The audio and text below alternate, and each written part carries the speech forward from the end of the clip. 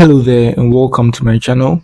So in this video I'm going to show you how you can change your profile picture on your Instagram. So just like you can see, this is my Instagram profile and I'm going to walk you guys through the procedures in doing this. So it's quite easy and simple.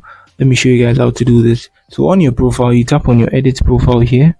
So if you are using a PC, just move to your settings and then move to the edit profile. So on here, I tap on the edit picture here. So I then choose from my gallery or I take a photo. So taking a photo is with your camera. Choose from your gallery is you are going to use the images you already have on your mobile phone. So in this case, let me choose this image. Good. So the image is here. So let me, position it well, and then let me save it. So I have the save here.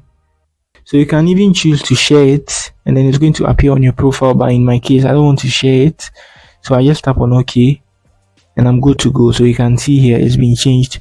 So if you want to change your profile picture on IG, this is what you need to do. If you tap on here, it means you want to upload a post or a status, something like that. So that's it for the video. If you are new here, give me a like and then subscribe to my channel.